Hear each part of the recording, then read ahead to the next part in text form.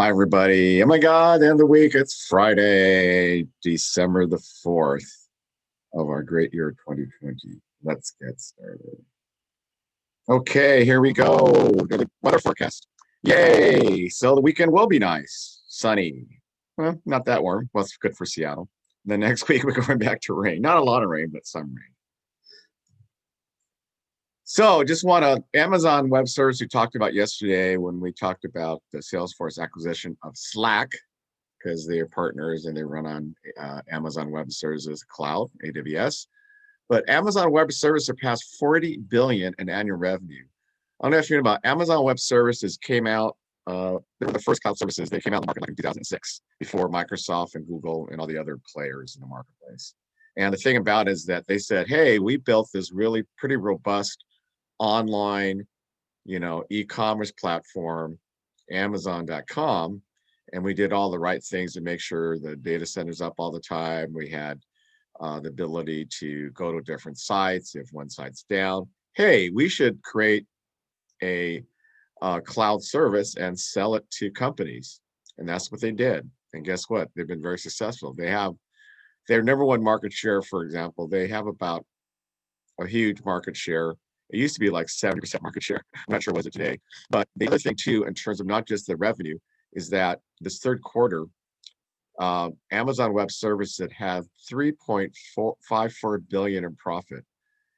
That was 57% of Amazon.com's total 6.2 billion profit. So they are feeling Amazon's growth, paying for distribution centers, paying for that. Because, on the Amazon retail side, margins for products and retail is kind of like grocery store or, Walgreens, whatever. It's not that, 1, 2, 3% max.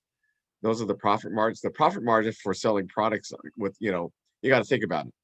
Warehousing, distribution, transportation, delivery trucks, delivery people.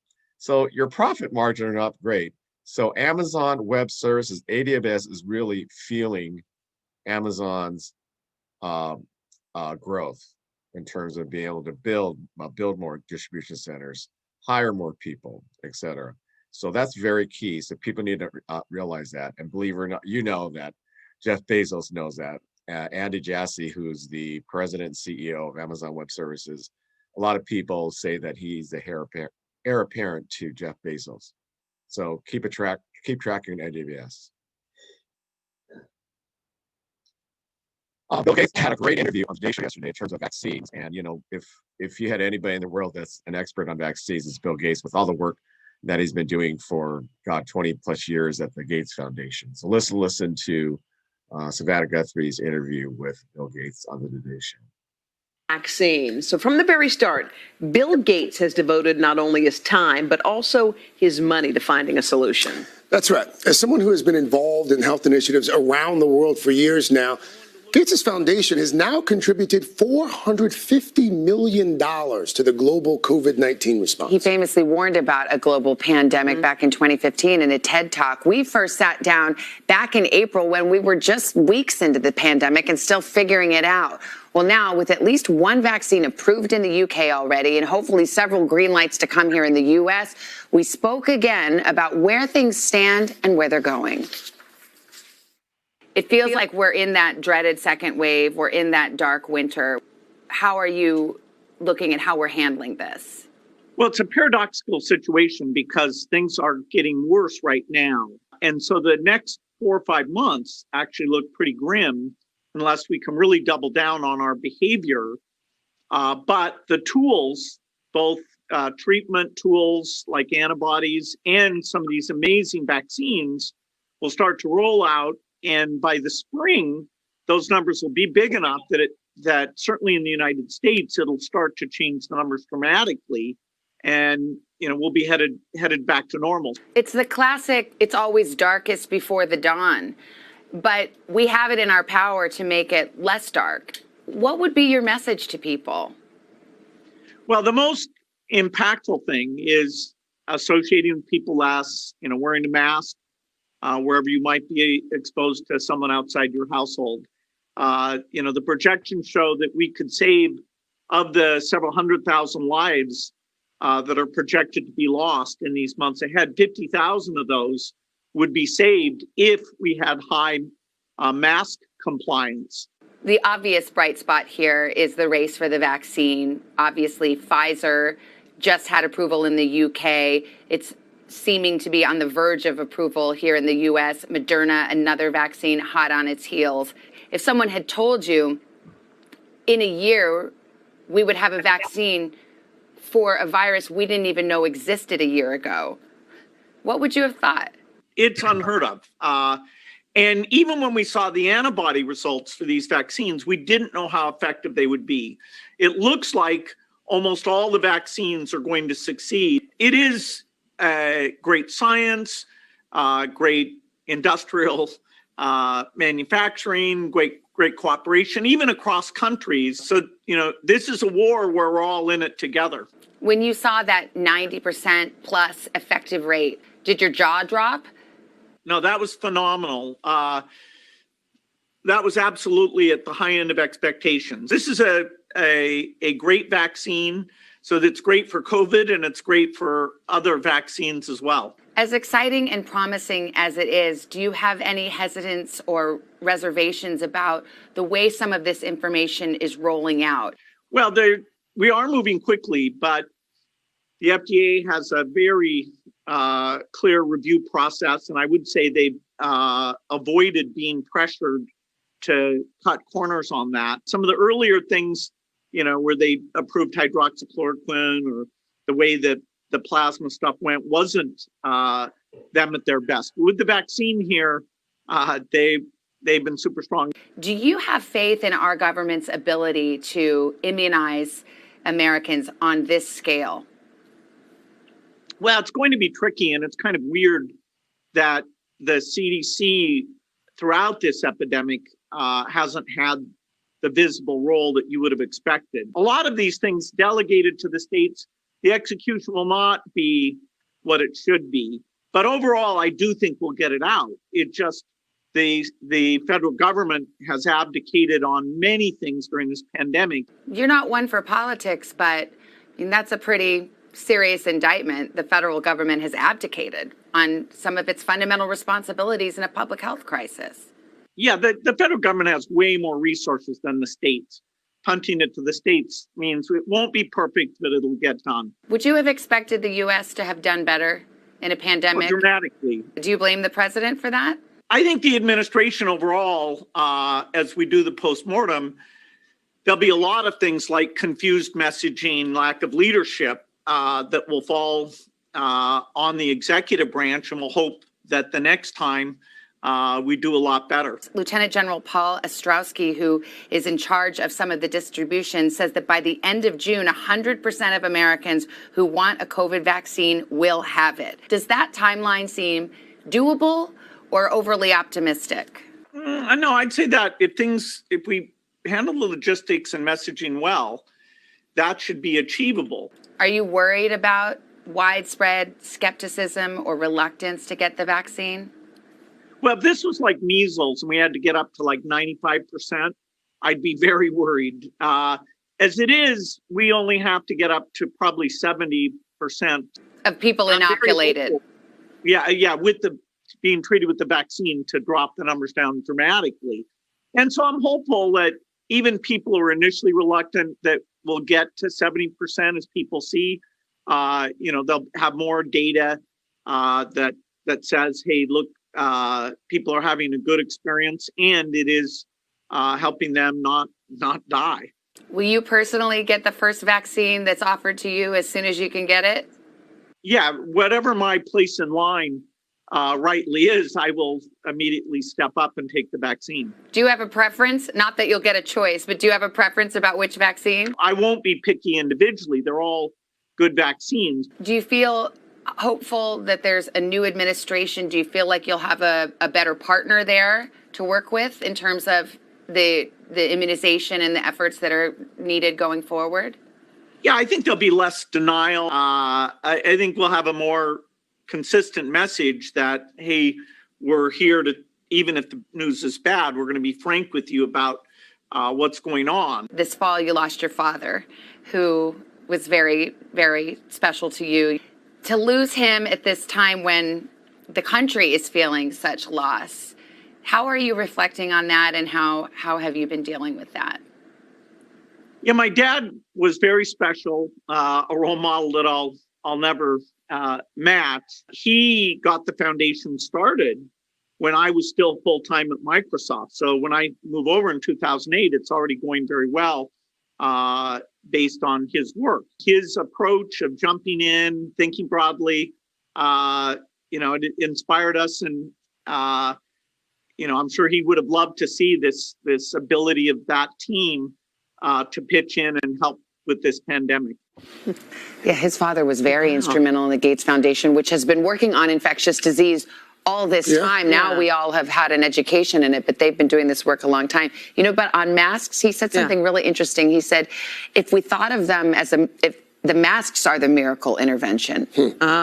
In terms of their effectiveness, in terms of bringing down the infectiousness and the transmission and the numbers, the miracle is here. It's a mask, which is an interesting way to think about it. Well, to hear him say that 50,000 lives could be saved by just that, doing that. Yeah, a lot of researchers say that, at least 50,000 lives. He also said that this work that's been done on the vaccine, which is incredible by all accounts, I mean, we've never had a vaccine come anywhere close to this fast, that it has relevance to other vaccines and other treatments. So what we're learning now, that's the silver lining. The silver lining is what we're learning now has great relevance and great impact in the future for other public health crises. Yeah, I like how he thought by June, everyone who wants a vaccine could have a vaccine. If we do it right. If we do it right. If we do it right. That was a fascinating conversation. Fascinating conversation. We should also mention, by the way, there's more of our network-wide series on the race for a vaccine on a special hour-long edition of Dateline tonight, 10 o'clock Eastern, 9 o'clock Central, including Lester Holt's exclusive conversations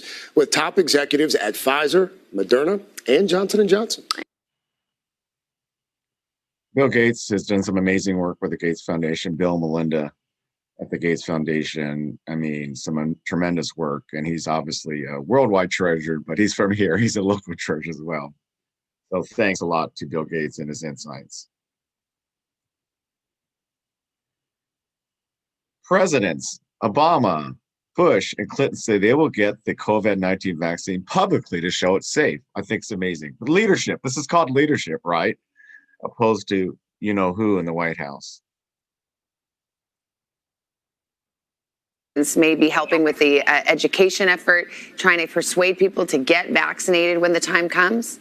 Savannah, that's right. Former presidents Barack Obama, George W. Bush, and Bill Clinton are all signaling they are open to publicly taking the forthcoming COVID vaccine in an effort to promote its use and to instill confidence. This is what former President Barack Obama had to say on Wednesday to Sirius XM Radio. Take a listen.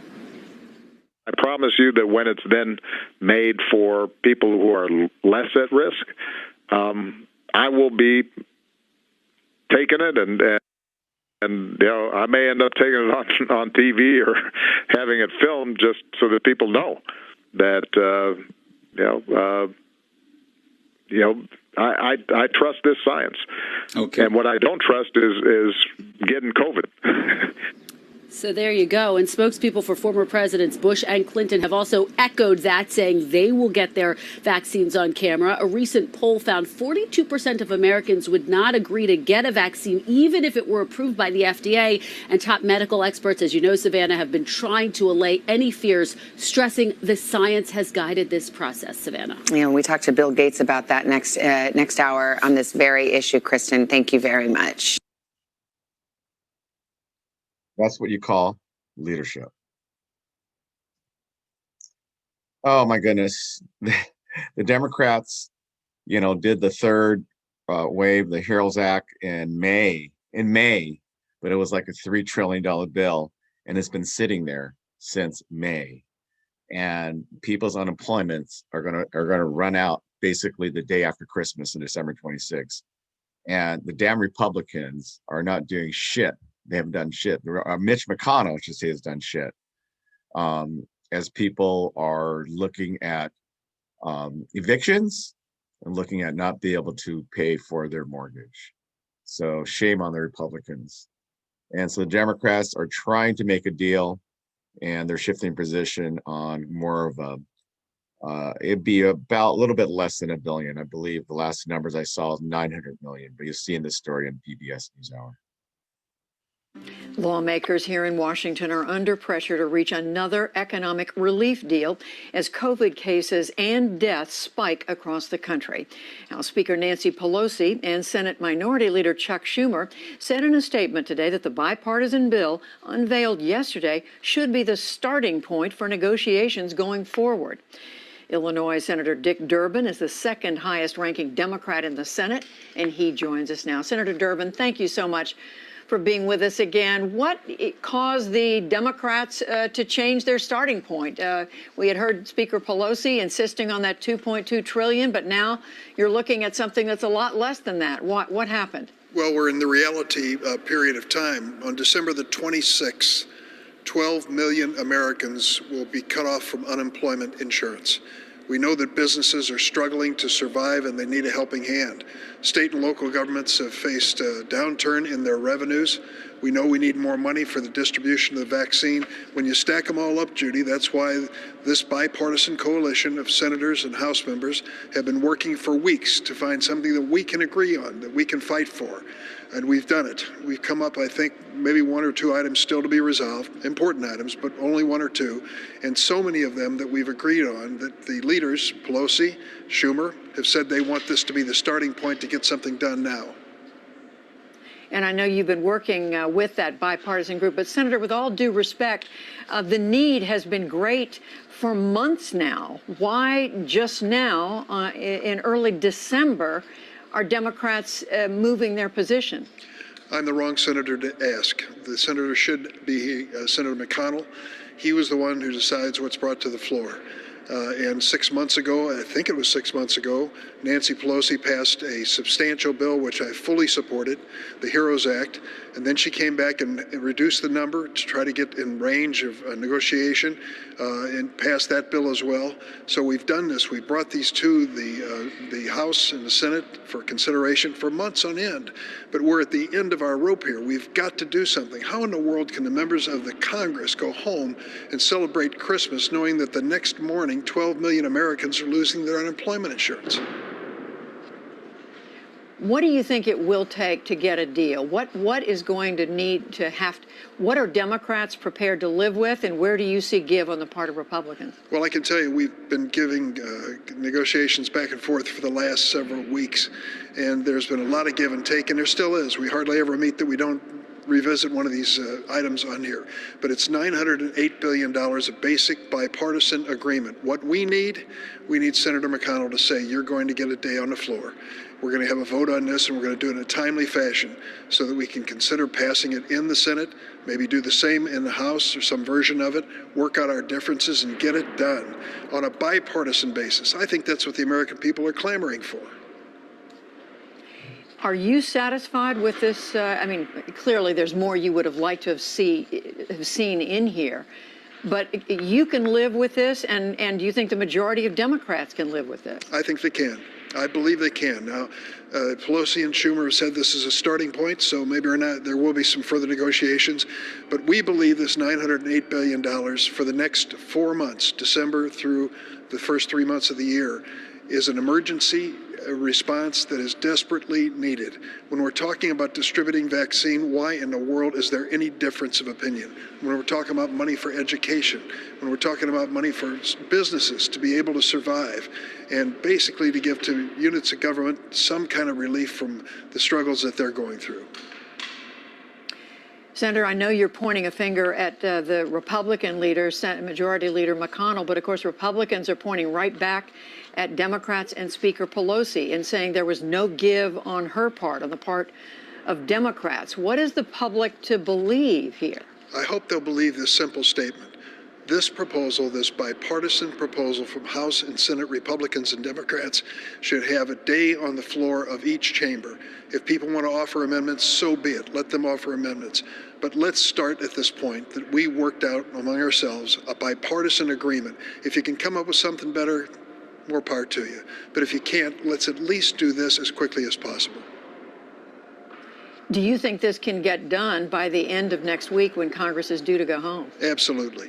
It can absolutely get done. Senator McConnell, as I said, controls the floor. He decides what comes up on the floor, and he can make the decision that we're going to move through this very quickly, and he should.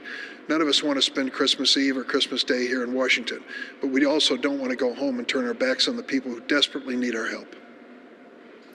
And Senator, is part of your thinking that if you can get this passed, that you would expect President-elect Biden, his team, the Democrats under a new administration to come back early in the new year and ask for more relief? Is that part of what the thinking is? I don't want to try to guess what the Biden agenda will be or the timing of it. But for instance, we provide, I think it's $8 billion for additional distribution of the vaccine across America. It could be that number is not enough and we need more. Are we going to slow down the effort to do it? It would be under the new president. He would make a proposal, maybe in some other areas, think there was a sense of urgency. What we try to do is take it through the end of March. And beyond that, it's going to be up to the new administration and the new Congress. The second-ranking Democrat in the United States Senate, Senator Dick Durbin of Illinois. Thank you so much. Thanks, Judy. Damn that Mitch McConnell. Wish that Amy McGrath would have beat his ass, but it didn't happen, unfortunately. Oh my God, look at this. This is in Orange County where people live. There's a wind-driven Santa Ana bonfire that's burned 7,200 acres in Orange County, prompting manager's evacuation. In fact, my manager at the company I work for, go for to work, her and her family had to evacuate yesterday quickly. Look at this. This is incredible. So let's look at the story from ABC 7 in LA. Now to our other very big story tonight, the bonfire still raging in Orange County, fueled by Santa Ana winds and bone-dry brush. The fire stands at just 10% containment, and as you can see behind me, still very dangerous. Eyewitness News reporter Amy Powell joining us live near the fire lines with the very latest. Amy? Colleen, those ferocious winds that whipped this area earlier today have backed off tonight, and that has enabled firefighters to get a lot of work done. This wildfire started with a house fire and turned into a massive blaze. Fire crews hosing down scorched trees and patches of burning brush near homes. The bonfire has destroyed around 6,400 acres. Hotspots are still flaring up on hillsides in the Silverado Canyon area, leaving residents uneasy. Many feared they would lose their homes when powerful Santa Ana winds caused the wildfire to explode overnight. It was very scary to see all the flames, and I'm waking up my neighbors and the landlord and just going, no, this is serious. This is a fire, and it's in our canyon. Video showing flames burning on both sides of the road as residents raced to escape the fast-moving fire. I didn't know what to do, so I just saw a fire truck go through it, and I followed them through the fire. 2 Forest Service firefighters battling the flames this afternoon were rushed to a hospital for treatment. Authorities say they suffered non-life-threatening injuries. Hundreds of firefighters attacking the wind-driven fire from the ground and from the air. Helicopters dropping thousands of gallons of water on the fire. The winds are much calmer tonight, giving fire crews time to work on containing the blaze. Residents who didn't evacuate have no power or cell service, and they're still worried. We're kind of concerned that if they pick back up, it can pick up these hot spots. The firefighters, I've talked to so many of them, the hot shots, all of them, and they're all saying if we can keep the winds where they're at, it gives us a better odd that we can win the battle. Tonight, the fire is about 10% contained.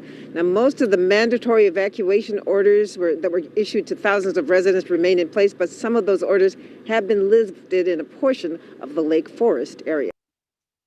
Wow, that's just crazy. Glad we live in Seattle. We don't have wildfires. We have too much rain. Oh, this is so funny. Rudy's going on this tour to Arizona, where the vote was certified, Michigan vote was certified. He's trying to still maintain was fraud, which is bullshit. He had this witness that worked a contract for one of the voting system companies. She looked like a witness that my cousin Vinny would call to the stand. This is hilarious. Gotta watch this. Let me ask you about Rudy Giuliani, specifically, I mentioned Georgia, but also Michigan. So he attended a Michigan House Oversight Committee hearing. And I wanted to play for you, Matthew, one exchange between one of the GOP lawmakers and one of Giuliani's witnesses, who is an IT contractor for Dominion Voting Systems, who has made unfounded and now completely disproven claims, right, that thousands of ballots were counted multiple times, but not reflected in the poll book. Here's the exchange. The poll book is completely off. Completely off. Off by 30,000? I'd say that poll book is off by over 100,000. That poll book, why don't you look at the registered voters on there? So, my question then is if the... Guess how many, wait, what about the turnout rate? 120%? Let's let Representative Johnson ask his question. My question is, why we're not seeing the poll book off by 30,000 votes? That's not the case. What did you guys do? Take it and do something crazy to it?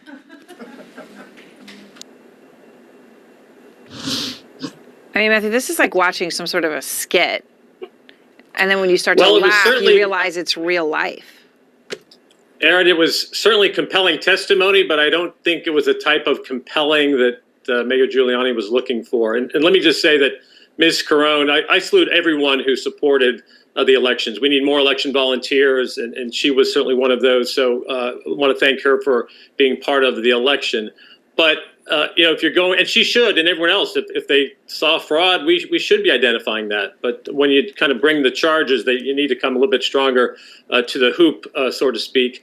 And, the protections that the state of Michigan put in place, they've upgraded their voting systems. They have a new auditing system, and even the paper ballots in terms of all the protections from watermarks and barcodes, and even the weight of the paper, to do at scale what some of these accusations are asserting just is incredible. And I think the Wayne County judge deemed that testimony not credible back in November, and I would tend to concur with his assessment. That was hilarious. She's a hoot. Like you said, I could have envisioned her as a witness in My Cousin Vinny. That's hilarious. Okay, we have a couple previews here that will go back to back. On HBO, it's called The Outsider, based on the Stephen King novel. Then there's another one on HBO Max called The Murders at the White House Farm. It's in the UK. So let's look at these two previews.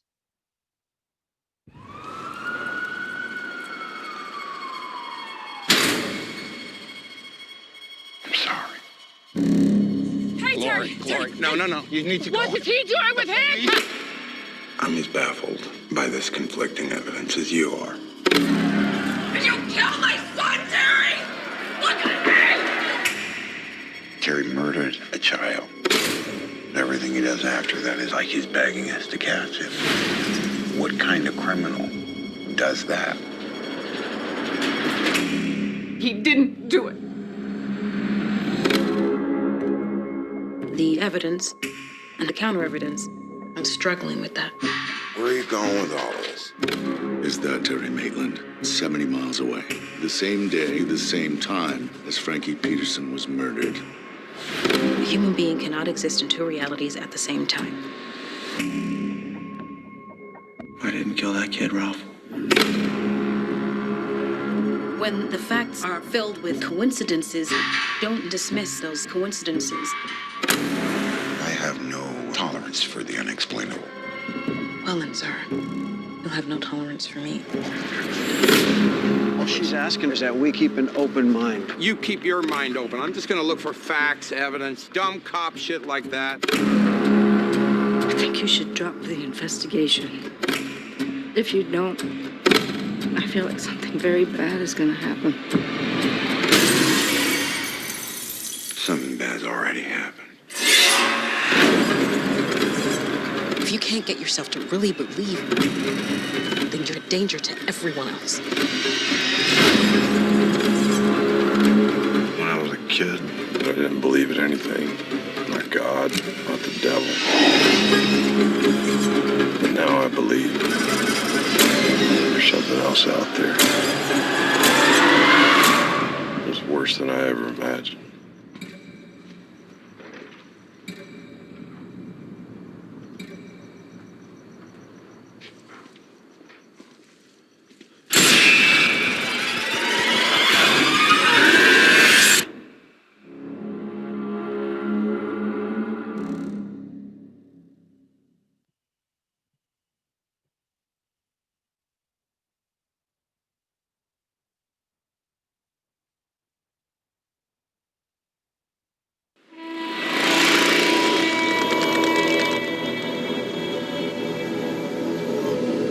I love you, Daddy. I love you too, sweetheart. Be good, okay? And I'll be back in a few days.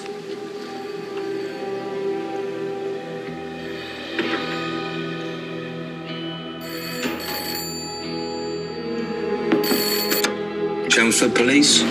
My sister had gone berserk. She got hold of a gun. This is the police! Officers found all 5 occupants deceased. Your sister, your parents, the boys, they're all gone. I want this wrapped up quick, all right? You're saying it's murder-suicide, then? Do you really believe Sheila was capable of doing something like that? She was very ill. Tell them I don't want these injections anymore.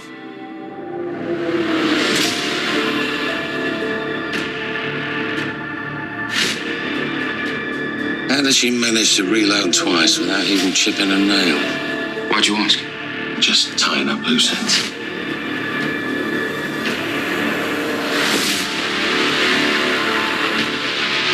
Jeremy, it's like nothing ever happened. Like he doesn't care. There's something off. Those bodies, this crime scene, that was evidence.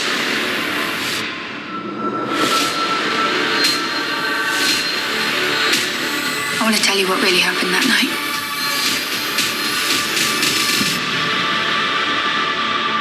At White House Farm.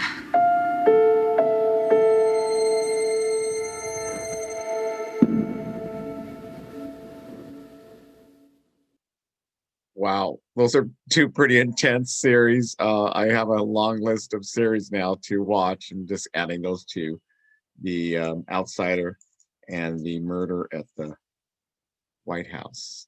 So put those on your list. I know, well, we're kind of in lockdown mode, so there's a lot of things to watch. So I just wanted to add to your watch list. Anyway, have a great Friday and get ready for the weekend. Cheers.